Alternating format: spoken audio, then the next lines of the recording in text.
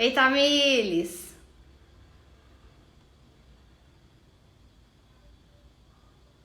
Ei, Andréia! Luiz, vamos chegar. Luiz já vai chegar. Ah, nós de novo. Bem-vindo. Não, a gente não podia terminar daquele jeito, não, por favor. Tem que amarrar, né? Minha cabeça tá assim, ó. Oi, gente. É problema. Ai, vamos lá, então. Estávamos falando do projeto de educação, Educação. que tem um projeto aí E por é tão trás disso engraçado, tudo. né? Porque a gente tem a gente tem uma visão tão romântica da educação. A sociedade faz com que a gente tenha uma visão romântica da educação.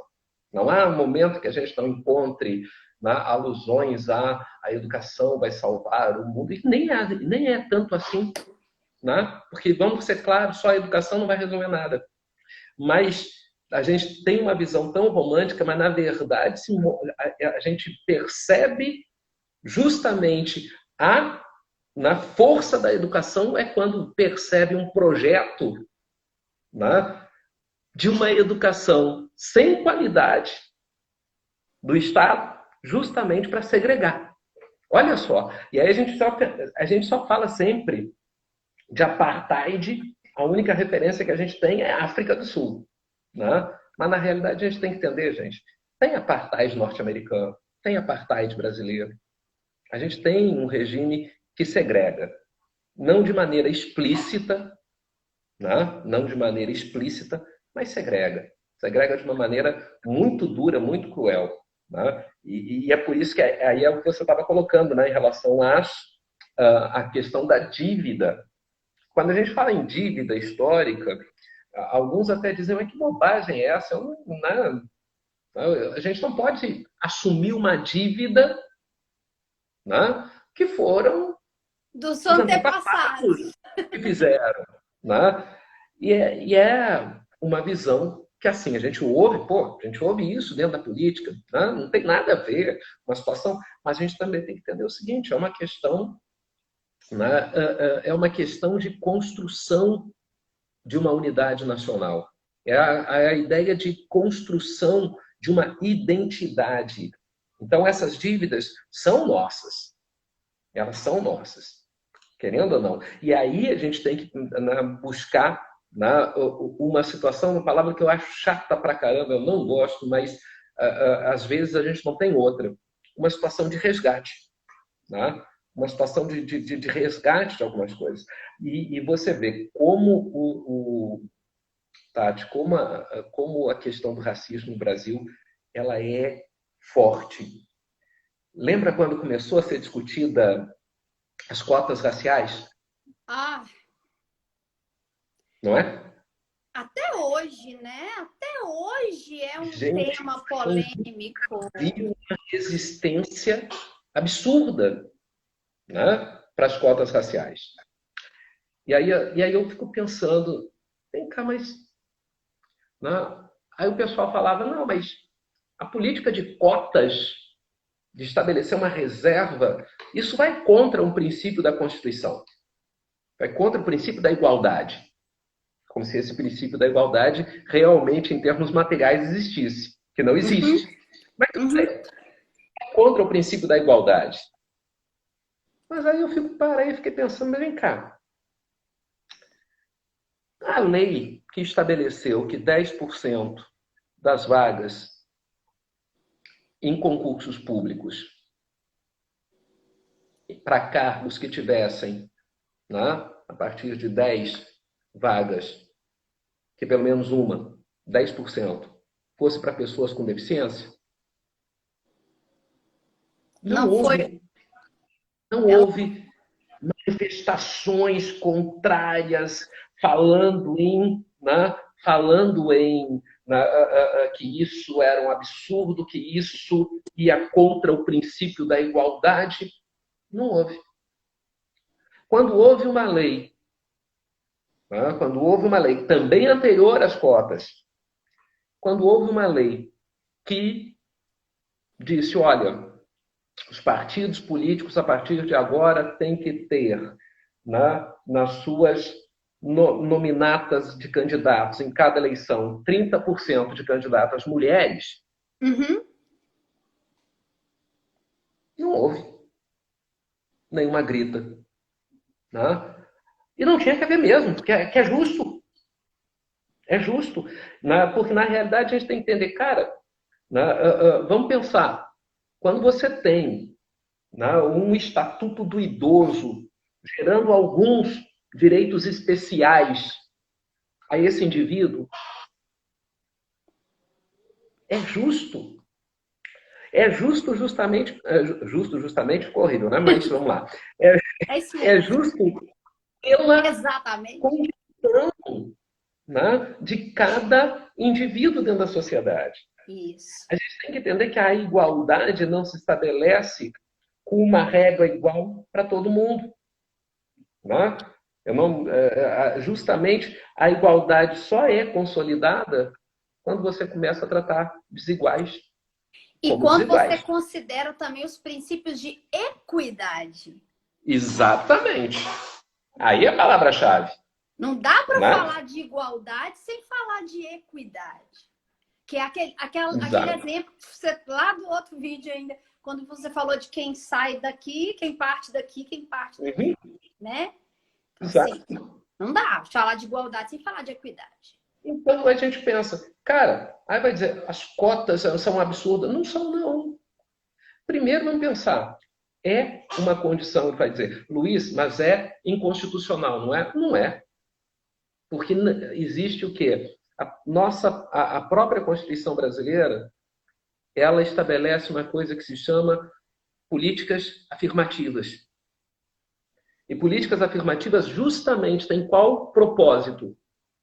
O propósito de reparar situações de desigualdade. Olha bem, então é um propósito de reparação de desigualdades. Então a política afirmativa é justamente para você chegar a uma situação mais próxima da equidade, da igualdade, para você chegar mais próximo disso. Então uma política afirmativa, ela não é inconstitucional, pelo contrário, ela ratifica a ideia de igualdade. Ela ratifica a ideia de igualdade. Então, porque a política afirmativa busca justamente, né, corrigir distorções, corrigir desigualdades e ter uma condição de maior, né, de aproximação de uma igualdade ou de uma diminuição das desigualdades.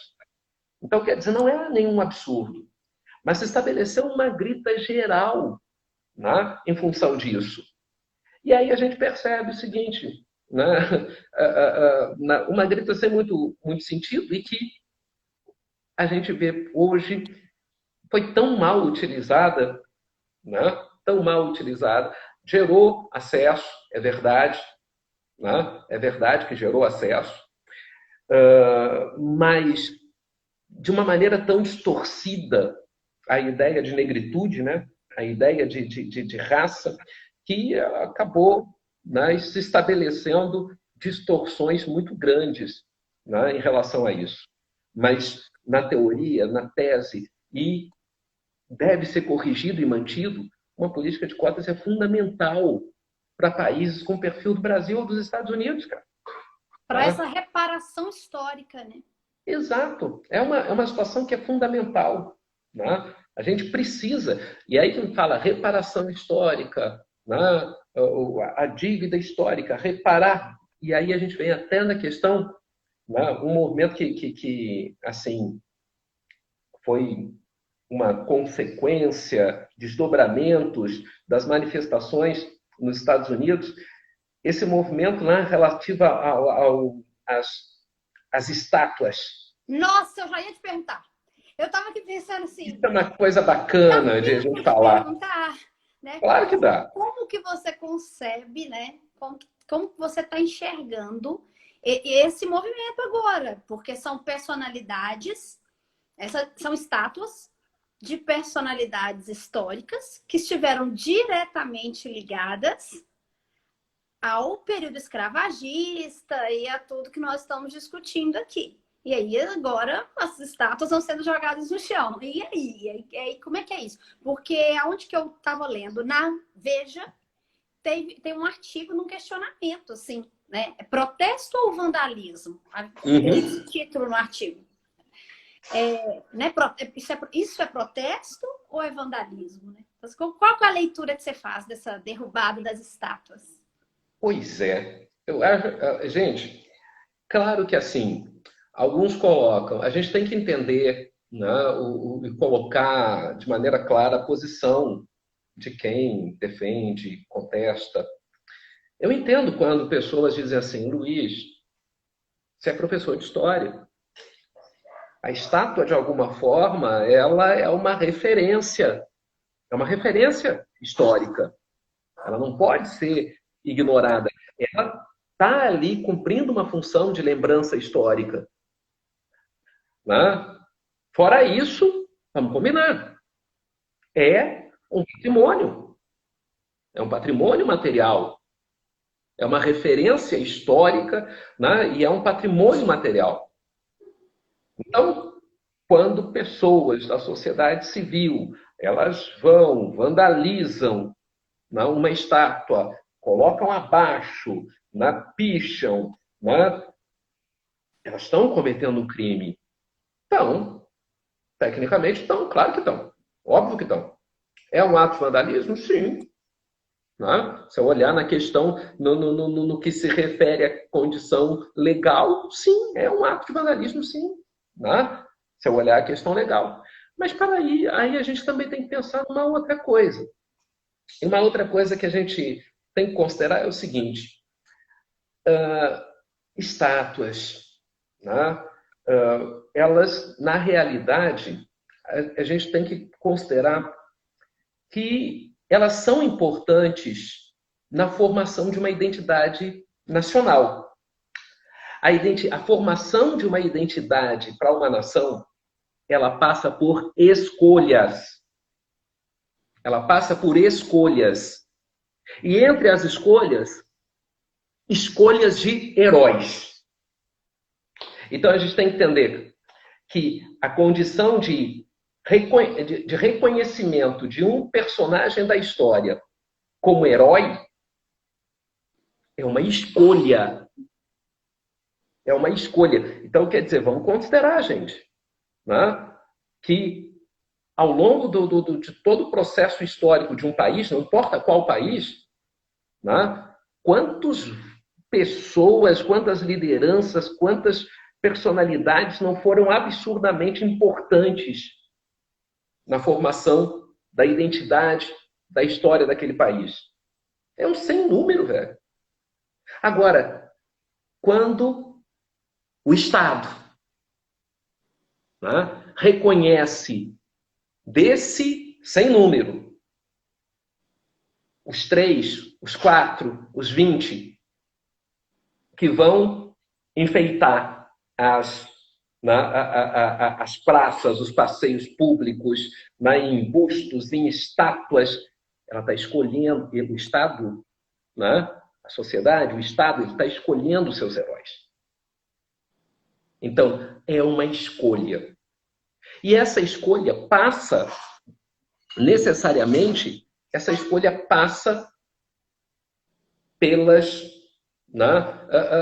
pela construção cultural dessa sociedade. E se a gente, ao longo do primeiro vídeo todo, a gente estava falando que se construiu uma cultura racista, Uhum. Você vai escolher heróis que representem isso. Você vai escolher heróis que representem isso. Então a derrubada das estátuas poderia... Sim, é um ato de vandalismo, ok. Que tem um simbolismo. Legalmente falando. Alguém escreveu, acho que foi o Tiago, ele escreveu assim, Tiago Solomé escreveu, sobre as estátuas, li uma posição interessante, retirar as estátuas do espaço público e levar para museus, colocar dentro de um contexto, não ignorar a função histórica daquela personalidade, mas exibir em um espaço que você consiga contextualizar e deixar claro que aquela pessoa histórica cometeu tais atos. Acho beleza, acho que a ideia é uma reconstrução. Então, a gente pode dizer que esse movimento, apesar de começar com um ato de vandalismo, vamos dizer assim, né? Ele Legalmente. Legalmente. Nós podemos discordar, é por isso que nós somos amigos. Por isso que eu estou deixando claro. Ato de vandalismo em termos legais, no direito, porque é uma situação de necessidade. Sim.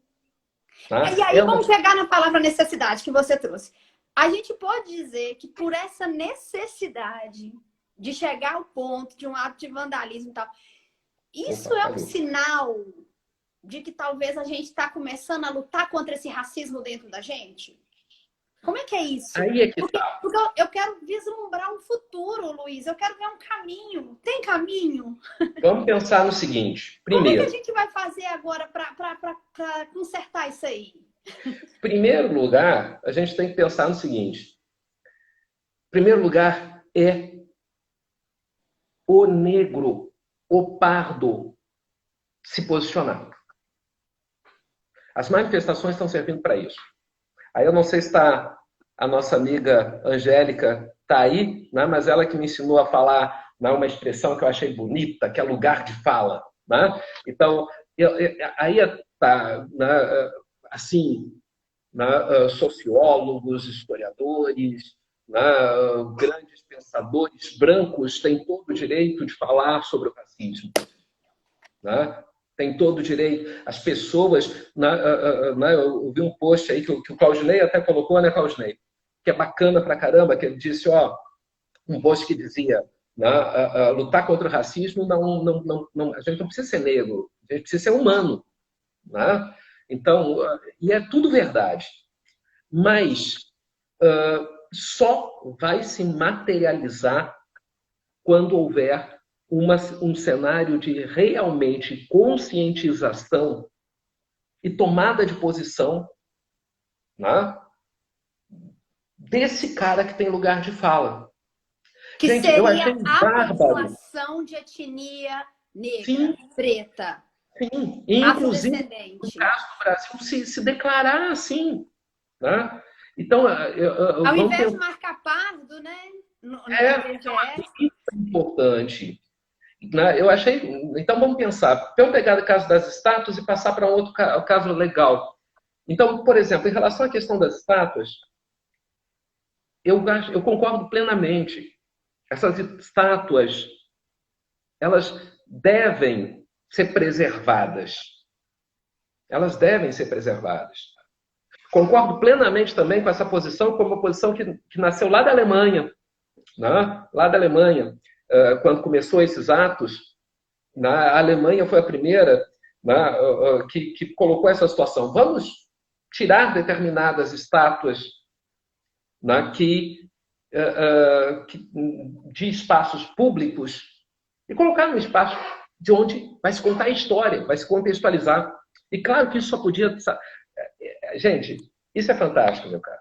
Só podia a Alemanha ter sido a primeira a falar isso. Sabe por quê? Porque a Alemanha...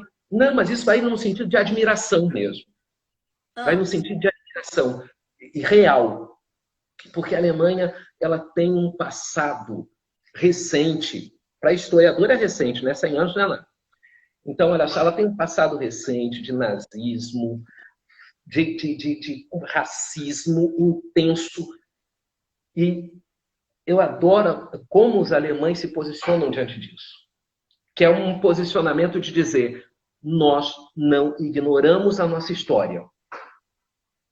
Nós não ignoramos a nossa história. A gente sabe o que representou,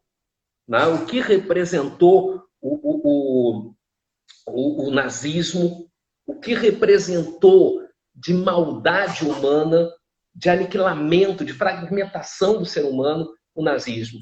É isso que a gente ensina nas escolas para as crianças alemãs. Então, eu achei isso é uma coisa... E por isso que eu estou falando, não era nem de brincadeira, não. Eu estou falando de um sentimento mesmo. Eu tenho uma admiração por isso. Então, era natural que tivesse surgido lá essa postura. Agora, aí entra outra situação. Tudo bem.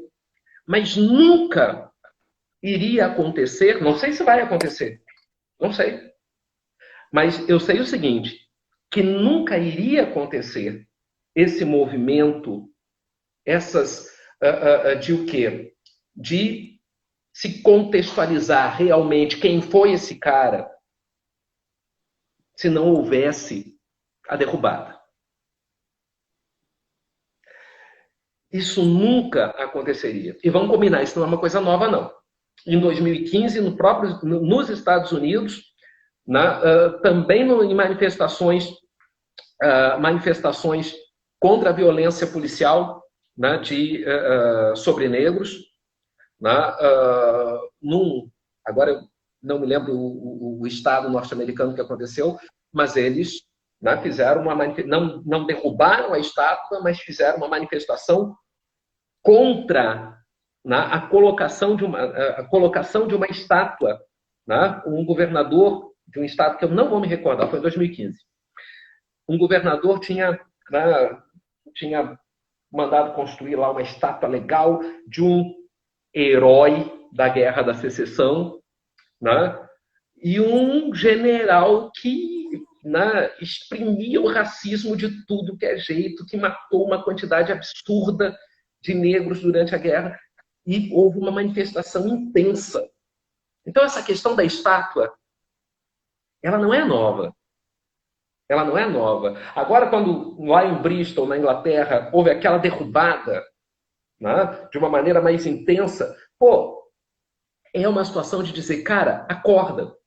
A Josi escreveu, é uma anarquia simbólica e necessária. Exato, é simbolismo. Ninguém está dizendo para o cara sair aqui no Brasil e pegar aquela estátua horrorosa do Borba Gato, que é uma estátua feia demais, gente, pelo amor de Deus, sem centro de prática nenhum, diga-se de passagem. Mas ninguém está dizendo para o pessoal aqui no Brasil pegar a estátua do Borba Gato, que era um bandeirantes, heróis bandeirantes. Eu posso olhar o bandeirante como um traficante de escravinhos. Posso. Porque é. Ninguém está pedindo para pegar essa estátua do Borba Gato e jogar no chão.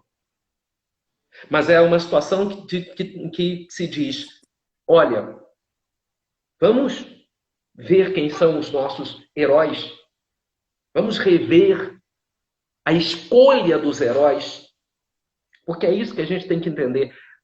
Herói é escolha. Não é uma escolha. E quando a gente fala nessa questão do herói, é porque o Estado, a sociedade, dentro da sua cultura, ele escolheu aquele cara. E, de alguma forma, aquele cara representa o que essa sociedade é. Uhum. Representa o que essa sociedade é. Então, simbolicamente, a derrubada dessas estátuas é algo absurdamente necessário. E aí eu volto com as minhas provocações. Quem é que foi contra a derrubada da estátua do Saddam Hussein, no Iraque, quando houve a invasão dos Estados Unidos? Todo mundo que hoje está criticando aqui no Brasil, dizendo um absurdo o que aconteceu em Bristol, achou lindo a população lá no Iraque derrubar a estátua do Saddam Hussein, o capeta de plantão. E aí? Quem é que... Vamos pensar no seguinte, aí a gente observa a crítica das pessoas. Ela muda de acordo com a conveniência. Então, quer dizer, derrubar a estátua do Saddam Hussein, beleza?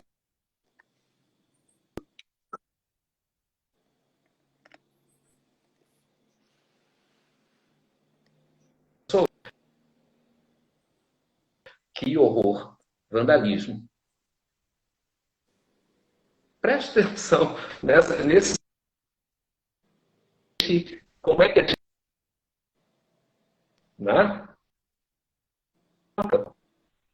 Ninguém aqui está falando a favor de atos de vandalismo e de derrubar tudo. Não é isso. A gente está dizendo o seguinte, é um movimento legítimo é um movimento que está, né, de alguma forma, trazendo uma discussão sobre quem foram aquelas figuras. Né? E é importante que se saiba.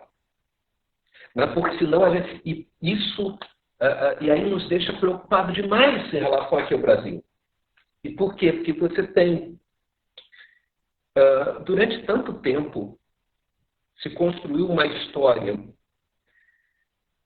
escolhendo como herói, no caso heroína, da abolição, a princesa Isabel. E o movimento negro brasileiro demorou tanto para dizer, olha, nós recusamos, né? Nós recusamos o 13 de maio. Nós recusamos, né, colocar, né, como herói, heroína da abolição, a princesa Isabel. Foi tanto tempo que levou para se colocar o 20 de novembro como o Dia da Consciência Negra. Foi tanto tempo que se levou para se, né, dar um significado a essa data, né, que de alguma forma busca dar significado, sentido a essa população. E aí, quando a gente vê agora, né, o presidente da Fundação Palmares, né, dizendo que, olha, vamos parar com essa mania de 20 de novembro, né, vamos acabar com essa história, o Dia da Consciência Negra, né, vamos colocar, né, como, de novo, a festa, a data de referência da abolição, da negritude, o dia 13 de maio, dá tanta dor, porque você tem uma situação, porque é um negacionismo histórico. Questão contrária à princesa Isabel. Não é isso, não. É só pensar no seguinte. Tem uma função a escolha da princesa Isabel como heroína da abolição. E a função qual é? É dizer, nós, a elite branca, deu a vocês a liberdade. A liberdade. A gente tem essa situação no Brasil que é o discurso do deu, do ganhar. A gente não conquista. Né? Então, quer dizer, quando você escolhe a princesa Isabel, quando você escolhe o 13 de maio, você está fazendo um discurso ideológico. E é um discurso ideológico que está dizendo: vocês não conquistaram. Eu nego a luta de vocês. Eu nego o movimento abolicionista. Foi uma ação de bondade dessa elite branca e escravista.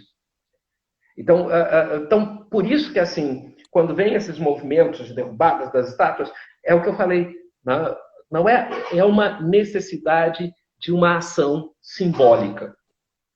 Né? De uma ação simbólica. Não precisa se derrubar todas as estátuas, não precisa se derrubar um número X ou Y, mas precisava haver pelo menos um ato que gerasse um pensar sobre o que significa aquilo. Um pensar sobre o que significa aquilo. Né? Isso é um pecado. Né? Então, quer dizer, tudo que foi produzido de internet, de jornais, sobre o significado de derrubar uma estátua, gente, teve coisas maravilhosas que foram produzidas.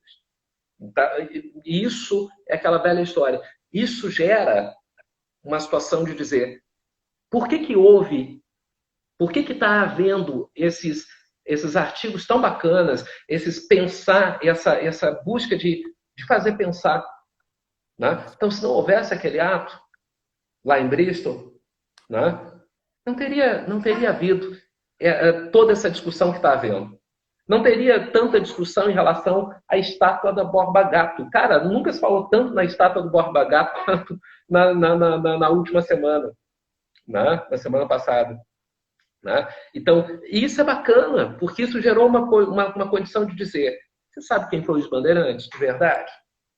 Né? Você sabe o que significou esses caras dentro da nossa história? Né? Você sabe o contexto, né, das bandeiras?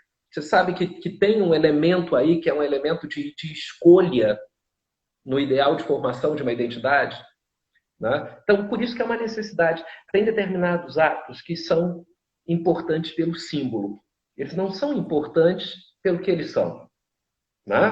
Vamos pensar. A Jo até falou da queda do Muro de Berlim. Né? Vamos pensar. A queda do Muro de Berlim não significou absolutamente nada em termos práticos. Mas simbolicamente, né? Simbolicamente representava algo, né, fantástico, de dizer: cara, olha, a gente está encerrando uma era. Uma era. A gente está marcando. Então, o símbolo é muito importante. O símbolo é muito importante. Então, e a estátua é o elemento simbólico, né, que está lá dizendo como é a sociedade. Né? Então, quer dizer, quando você passeia numa cidade, num país, e olha as estátuas, se você conhece a história, se você quer conhecer a história, se você pesquisa a vida daquelas pessoas, você vai entender como é que é a cultura daquele povo. Então, não é a troco de nada que no Brasil e nos Estados Unidos, boa parte das estátuas são de escravistas. São de escravistas. Porque é isso. Né? É isso que é a nossa herança cultural. E com isso que a gente tem que lidar. Né? E aí, Tati, aquela velha história, quando você pergunta: e vamos vislumbrar o que no futuro? Não tenho a mínima ideia. Ai, eu tô adorando te Não tenho a mínima escutar. ideia. Eu ficaria aqui, ó, por mais horas. Eu queria entrar na questão das vidas negras importam, Né? Movimento né? fantástico. Que é outra também concepção que recentemente é que a minha ficha foi cair, né? Que realmente tem uma simbologia aí. Essa ficha não caiu sozinha, foi pesquisando mesmo através do Silvio Almeida, que foi você que me indicou, né? E aí eu fui entender por que é importante dizer vidas negras importam, né? E não todas as vidas importam. Porque neste momento as vidas negras estão em condições, né, muito inferiores, indignas, comparadas às vidas brancas. Então é preciso levantar a bandeira: vidas negras importam. E eu me surpreendi também ao saber que nos Estados Unidos existe uma matéria, né, uma disciplina na faculdade, né, com esse nome, Vidas Negras Importam. Que inclusive é o Silvio Almeida que ministra. É uma das disciplinas que ele ministra. E aí eu fui pesquisando sobre isso e falei: meu Deus, assim, o negócio é maior, é muito maior, inclusive, do que o que a sociedade faz a gente pensar que é. E o mito nós falamos de um outro mito aqui, mas eu vou falar agora do mito da meritocracia, né? O mito da meritocracia é que eu penso que também atrapalha e não deixa ir. Sabe por quê, Luiz? Quando você falou, por exemplo, da movimentação das pessoas de etnia afrodescendente. Ok. Com esse mito da meritocracia tão impregnado nessa sociedade, você está entendendo? O negro, o afrodescendente que está ali numa condição de pobreza, ele vai nessa ilusão de que se ele trabalhar todo dia, fizer a parte dele, né? Sei lá quantas horas por semana e tal, que uma hora as coisas vão dar certo, o universo vai funcionar e ele terá então um acesso, uma ascensão social. E não é assim, porque as oportunidades não são iguais para todos. Pensa o quanto isso é, né, destruidor em termos individuais. Porque à medida em que você vendeu, né, esse discurso ideológico da meritocracia, e você sabe que não é assim, porque as pessoas partem a corrida em posições diferentes, em condições físicas diferentes, em condições culturais diferentes, em condições educacionais diferentes. Mas você deixa isso tão forte que quando a minha vida é uma vida de miséria, eu tenho internalizado dentro de mim o quê? Que a culpa é de quem? É eu que não estou fazendo o suficiente. A culpa é minha. Não estou pensando positivo, não estou trabalhando tanto quanto deveria, não estou dando o melhor de mim. Né? Exato. Então, não que isso não seja importante, né, gente? Claro Nós temos aí vários amigos com a gente agora. A gente agradece estarem conosco até agora, nesse bate-papo. Estou achando incrível que as pessoas estão aí. Dois faladores aqui, né, Tati? Eu achei que a essa hora estaríamos só nós dois, mas vamos lá. Veja bem, é claro que é importante, é essencial que nós tenhamos um propósito, um objetivo de vida, que a gente trace o que a gente quer, que a gente escolha, né, um trabalho digno e dê o melhor de si, blá, blá, blá, blá, blá. Isso é fato, isso é indiscutível, isso é um mínimo. Agora, nem todos farão isso e terão as mesmas oportunidades e terão as mesmas possibilidades de ter uma ascensão, de ter uma vida digna, mesmo tendo propósito, tendo sonhos, trabalhando muito, acordando cedo, dormindo tarde, estudando do jeito que pode, mesmo sem internet, como muita gente se dedica, virar à noite comendo livro, porque as oportunidades não vão aparecer. Em alguns lugares não se contrata negros, Luiz. No Brasil ainda. Nós temos ainda... Hã? Claro que não. Então você... Gente, eu fiquei chocada. Quando eu fiz essa... eu fui pesquisar. Nós temos empresas que não contratam negros. Isso já é assim, sabe? É pré-requisito do recursos humanos na seleção. Então, a pessoa pode se dedicar ao que for, que existem portas que não vão se abrir para ela, simplesmente por uma questão de etnia.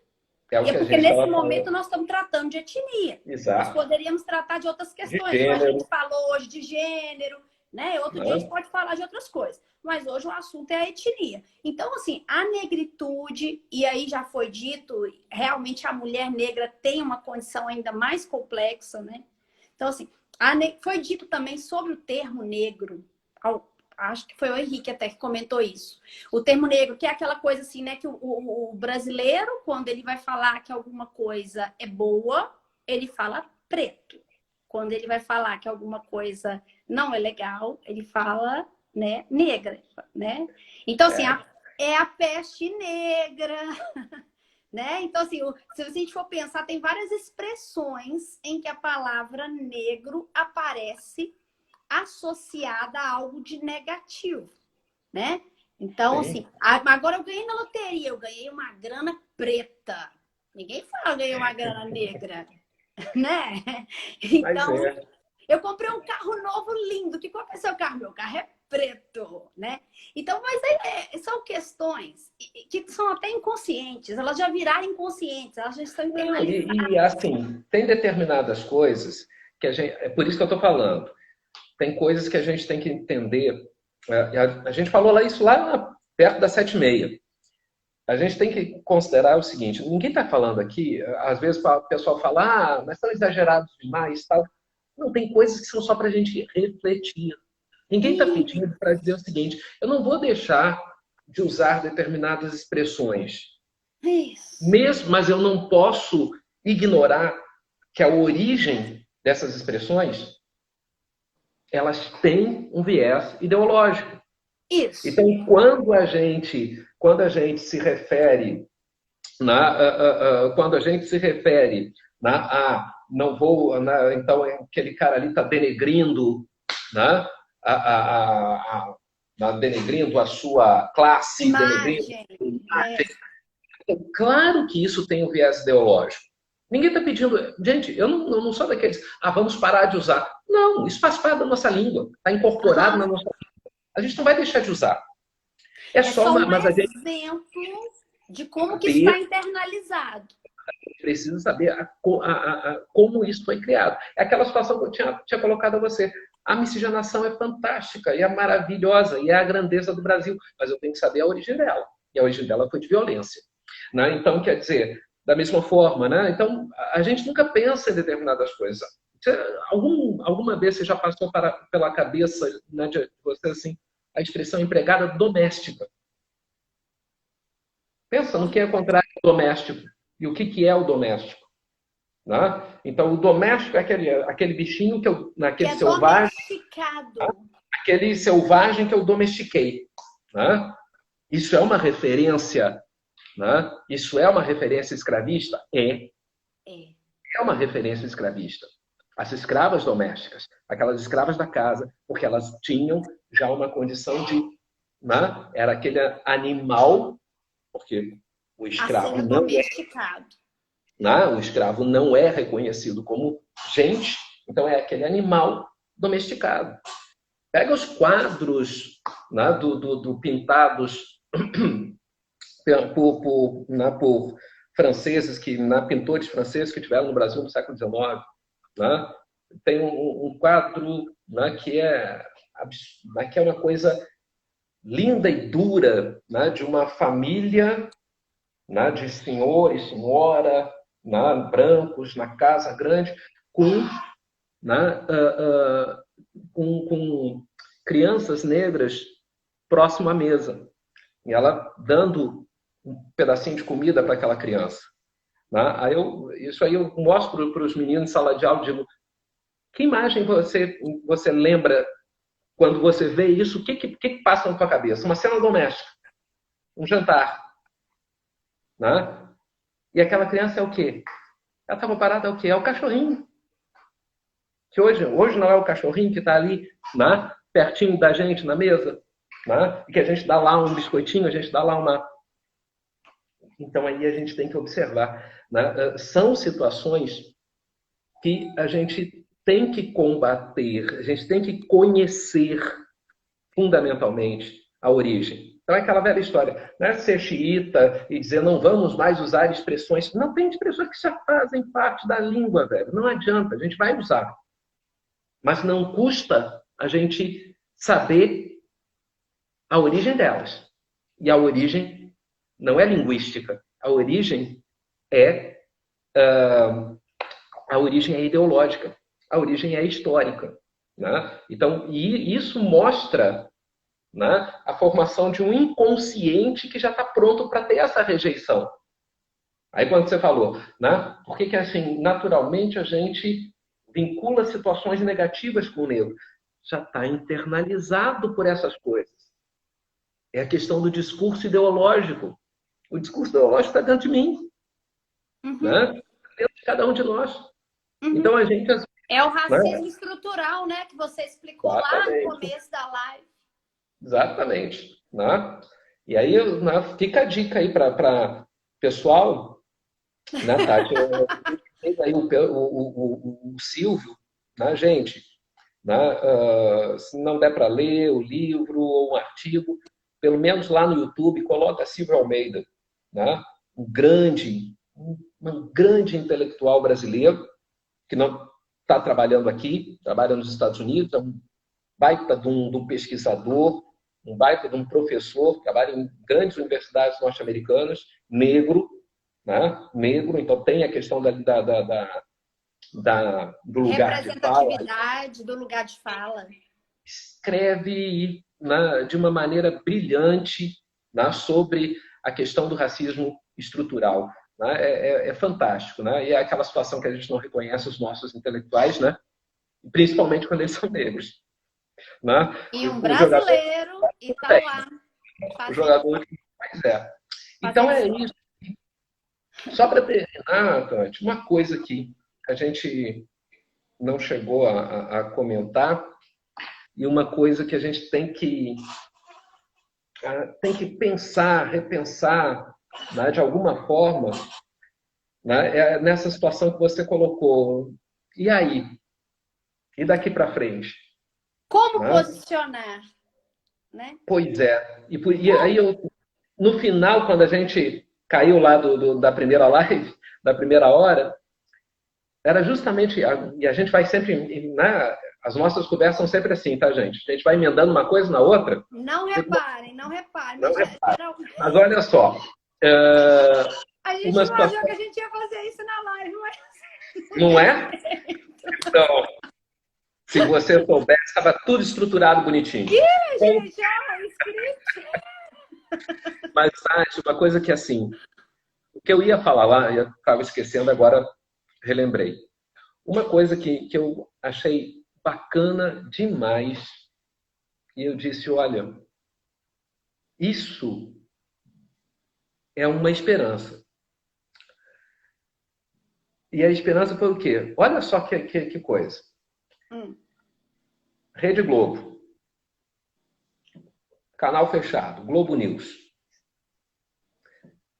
Toda aquela movimentação das manifestações nos Estados Unidos, tal. Por causa do Aí, Floyd. o que acontece? Naquela semana. Né?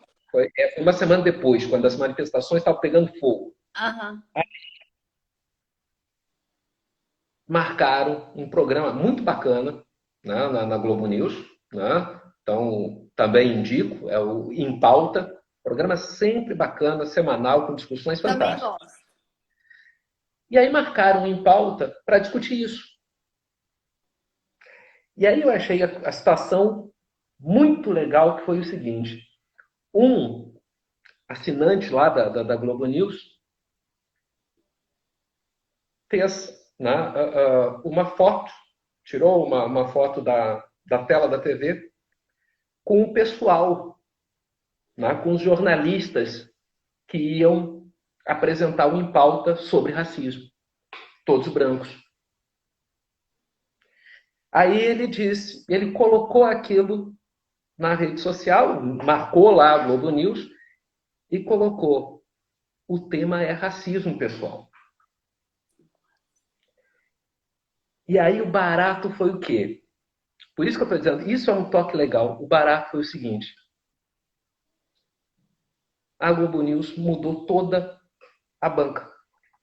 Eu vi a banca mudada, mas eu não sabia que tinha foi sido por causa de uma manifestação de uma pessoa. de uma pessoa. E foi o quê? Tá?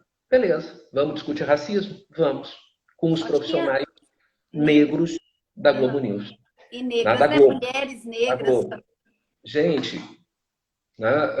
o programa foi fantástico. Foi Né? emocionante. Eu achei também bacana que eles, né, considerando que muitas pessoas não têm a TV por assinatura, colocaram no Globo Repórter, na TV aberta. Né? E assim, cara, isso me tocou. Isso me tocou. Porque é o quê? Não é que aí entra aquela velha história. Não tem mal nenhum um jornalista branco, uma banca branca no jornalismo, fazer o Em Pauta sobre racismo. São profissionais bons pra caramba, podiam fazer uma coisa linda e maravilhosa, entendeu? Agora, quando você tem ali o cara que tem lugar de fala, que representa aquele grupo que é o centro da discussão. Gente, isso é bonito. Eu fiquei, aquele programa me emocionou, né? Porque e assim, e eles falaram, e aí coloca, sabe, a dificuldade de repente você encontrar grandes profissionais, mas na Rede Globo, esses profissionais aqui, para se colocar ali, o que eles representam em termos percentuais do número de jornalistas que tem lá dentro? Né? E quando eles estão colocando isso ali dentro, isso foi bonito demais. Foi bonito demais. Por isso que eu te falei lá na frente. Eu não sei o que vai ser daqui para frente. Eu só sei que qualquer mudança passa por um processo de conscientização, né? Da sociedade como um todo, sim. Mas da ação e conscientização de quem sofre na pele. Tá? De quem sofre na pele o racismo. né? Então, isso é uma situação que a gente tem que considerar. E eu acho que esses momentos são momentos que você pode vislumbrar ali algum cenário de esperança, né? Muito pouco, eu não sou muito otimista, né? Agora, algum cenário, alguma faísca de esperança, né? Então, quando você vê que a partir daí você tem que a mídia, esse cara o Silvio Almeida, eu leio a obra dele, conheço o cara, tem uns 10 anos, mas eu nunca vi esse cara aparecendo na televisão. Eu nunca vi. Eu nunca tinha escutado falar até você E me aí, de apresentar repente, uma você semana olha, atrás. né? E ele Você é tem intelectual brasileiro, Tá cheio negro, de vídeo professor, dele no YouTube, viu, gente? Quem né? quiser entrar. Muito O bom. professor de universidades norte-americanas, conceituadíssimo, né? Pós-doutorado, e o cara, né, que tem a vida inteira só, né, dedicada a isso, Ah, isso. dedicada a isso. E aí você diz, olha, existe esse cara, entendeu? E esse tipo de coisa me emociona. Aquela banca do Em Pauta da Globo News me emocionou. O Silvio aparecendo um monte de reportagens na televisão, isso me emocionou. Porque aí é a situação. E é uma situação de colocação. Colocação daquele que sofre, né, na pele toda essa condição né, toda essa condição né, de preconceito, de violência que é absurda. Né, Tati? É, eu adorei saber que houve um movimento, né, para que se trocasse ali a bancada. Eu não sabia. Eu já assisti o programa já com a bancada só com repórteres negros e eu amei o programa. E penso sim que isso é uma esperança para a gente. Olha que legal, né? Alguém teve fez um movimento que gerou uma mudança. Nós somos educadores, né, Luiz? Se a Né? gente não acreditar que no chão da escola a gente é capaz de levar um olhar diferenciado, né, para esse mundo, para essa sociedade, para esse país tão miscigenado, né? Com sincretismo religioso, com tantas etnias, que tem uma cultura que dentro dela tem um tanto de culturas misturadas. Se nós não fizermos a nossa parte, independente de qual componente curricular que a gente trabalha, isso não é função só do professor de história, De jeito né? nenhum. Hoje a gente está aqui com um professor de história, que é o Luiz, mas na verdade todo educador precisa, né, no meu ponto de vista, acho que você concorda comigo, né?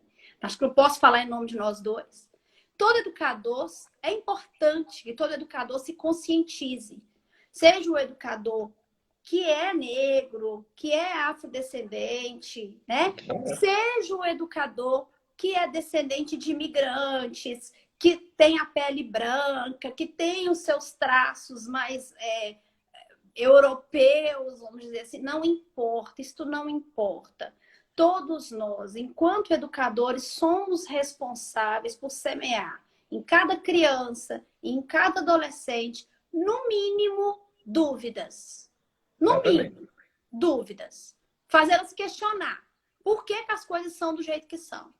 No mínimo, já é um começo, né? E aí, vamos acreditar, porque quem está na educação... Precisamos. Quem está na educação é porque sustenta a expectativa de que essa é uma forma de transformação da sociedade. Porque acredita que as civilizações, né, se desenvolveram, avançaram, cresceram ao longo da história da humanidade pelos processos educativos, nos diversos formatos. Tem um tanto de coisa errada. Tem um tanto de coisa errada. Não estou falando aqui que a escola é o País das Maravilhas da Alice, não. Tem um tanto de coisa errada. Mas é necessário partir de nós, né? Esse buscar olhar para o que não está legal, olhar para o que está errado, encontrar outros caminhos, encontrar outras estratégias, fazer uma leitura desta nova geração que está chegando para a gente, né? Essas crianças de hoje, principalmente as que nascem, as crianças mesmo, né? Todo mundo que nasceu de 2010 para cá é criança. Então, essa geração alfa, né? Que veio de 2010 para cá, a geração anterior aí, a geração Z, que é do ano 2000 para cá, que são nossos adolescentes, né? Alguns já entrando na universidade. Então, esse pessoal tem sido muito criticado por nós, mas nós precisamos nos abrir também para ouvir. Claro. Porque eles têm um jeito diferente de ver as coisas e eu tenho, sim, muita esperança que essa geração que está surgindo agora, que está crescendo agora no nosso meio, vai encontrar caminhos que nós temos buscado e às vezes não temos encontrado. É preciso aí uma união de gerações. Isso não quer dizer também que nós vamos deixar de lado toda a sabedoria, né, dos nossos sexagenários. Daqui a uns dias nós seremos um deles, né? Estou esperando. De forma alguma. Muito pelo contrário, é preciso, mais do que nunca, aliar a sabedoria dessas pessoas que já viveram tanto, né? Que eu tô chamando aqui de sexagenários, né? As pessoas de 60, 65, 70, 80, 90. Eu tenho a alegria de ter uma avó de 102 anos viva. Então, assim, nós precisamos aliar isso aí com uma outra sabedoria, que é a sabedoria da infância, da adolescência, da nova geração. E a gente que está no meio aí, a gente que está aí nessa vida adulta, na meia-idade, né? Vamos aprender a escutar e a fazer o vínculo, a fazer o laço. Esse momento também de pandemia, distanciamento social, todo o risco, né, que as pessoas idosas correm diante da fragilidade que é para um idoso quando se contamina pelo Covid-19. Em contrapartida, temos as crianças, em sua grande maioria, assintomáticas, porque tem as exceções, né? Também nos faz pensar nesses dois polos. Então, talvez, repensar caminhos para combater o racismo, né? Comece também de uma atitude de humildade de cada um de nós, né? Para ouvir o outro, o que o outro tem a dizer, né? E, a partir dessa escuta, construir juntos novos caminhos. E, como nós dois somos educadores, se eu pudesse, eu te dava um abraço muito apertado agora. Era bom. Mas, passando a pandemia, esse abraço vai acontecer. Como somos educadores, não podemos abandonar nossos sonhos. Luiz, gratidão imensa. Gratidão ao quadrado. Eu não tenho como te agradecer essa aula show que você deu aqui hoje. Foi maravilhoso, maravilhoso, maravilhoso, tá? Assim, que isso, nossa, Tati. Eu é que agradeço. Você tem um lugar especial no meu coração, você sabe disso. E assim, nossa, foi muito melhor do que eu imaginei que poderia ter sido. E o pessoal que acompanhou a gente até agora, e também as pessoas que passaram por vários momentos ao longo da live, a gente também agradece e espera que tenha ficado alguma semente aí para a gente começar a ver as coisas mudarem nessa sociedade para melhor, porque esse mundo precisa caminhar para frente, as coisas precisam melhorar, e elas vão melhorar se a gente acreditar e se cada um fizer a sua parte, né? É isso aí. É isso aí. Com esperança. Isso, com esperança. Então, nós terminamos com esperança. Então, um beijo grande. Beijo. Até mais. E para todo mundo que ficou com a gente até agora. Obrigada. Obrigada para quem ficou até o finalzinho. E 2 horas, né? A gente vai postar, tá? Eu vou colocar lá no Instagram para depois, quem pegou só um pedaço, outro pedaço, por acaso, quiser assistir, né? E é isso. Sigamos, então. Obrigada, pessoal. Por um mundo melhor, hein? Por um mundo melhor. Sempre.